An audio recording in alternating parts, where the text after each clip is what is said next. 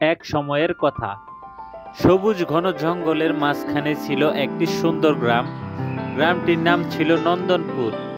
এই গ্রামে একসাথে বাস করত তিন বন্ধু, রবি, মিনা আর গুলগুল। রবি ছিল বুদ্ধিমান, মিনা ছিল এক চঞ্চল, আর গুলগুল ছিল মজার ও দয়ালু। তারা তিনজন প্রায় একসঙ্গে জঙ্গলে খেলতে যেত। রবি সবসময় নতুন নতুন আইডিয়া দিত। মিনা ছিল দ্রুতগামী আর গুলগুল ছিল শক্তিশালী। একদিন তারা সিদ্ধান্ত নিল জঙ্গলে গভীরে গিয়ে নতুন কিছু আবিষ্কার করবে।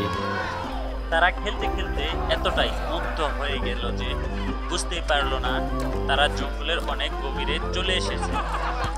হঠাৎ গুলগুল থমকে দাঁড়ালো। গুলগুল বলল, আমার মনে হচ্ছে আমরা পথ হারিয়ে ফেলেছি।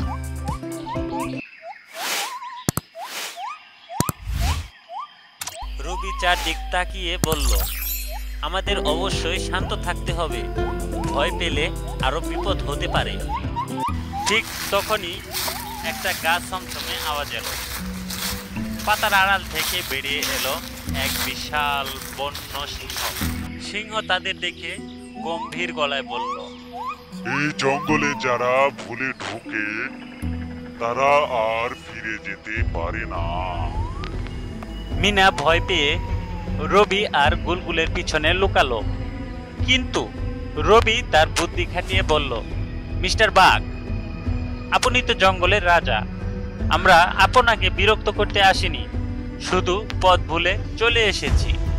বাঘ হাসলো, হেসে হেসে বলল, তোমাদের চলে যেতে দেব, তার আগে একটি পরীক্ষা দিতে হবে। বাঘ বলল, তোমাদের তিনটি ধাঁধার উত্তর দিতে হবে, যদি পারো তবে তোমাদের ছেড়ে দেব, না পারলে কি হবে? রবি বাঘের চোখের দিক তাকিয়ে আত্মবিশ্বাসের সঙ্গে বলল, ঠিক আছে, বলুন ধাঁধাগুলো। আচ্ছা ঠিক আছে, প্রথম ধাঁধাটি হচ্ছে, যতই কাটা যায় ততই বড় হয়, বলো তো আমি কে? রবি সাথে সাথে উত্তর দিল, এটা হলো পেন্সিল। সিংহ একটু অবাক হলো, তারপর বলল, ঠিক আছে, এবার দ্বিতীয় ধাঁধা শোনো। সকাল হলে বড়, দুপুর হলে মাঝারি, আর রাত হলে ছোট হয়ে যায়, বলো তো আমি কে? তখন মিনা উৎসাহিত হয়ে বলল, এটা তো ছায়া। বাঘ এবার কিছুটা চিন্তায় পড়ল, তারপর বলল, শেষ ধাঁধা, যদি পারো তাহলে তোমাদের ছেড়ে দেব। আমি যতই দৌড়াই কখনো সামনে এগোতে পারি না, আমি কে? গুলগুল কিছুক্ষণ ভেবে বলল, এটা তো নদী। নদী তো সবসময় বয়ে চলে, কিন্তু একই জায়গায় থাকে। সিংহ হতবাক হয়ে গেল, বলল, তোমরা সত্যি অনেক বুদ্ধিমান। সিংহ তাদের কথা রেখেছিল।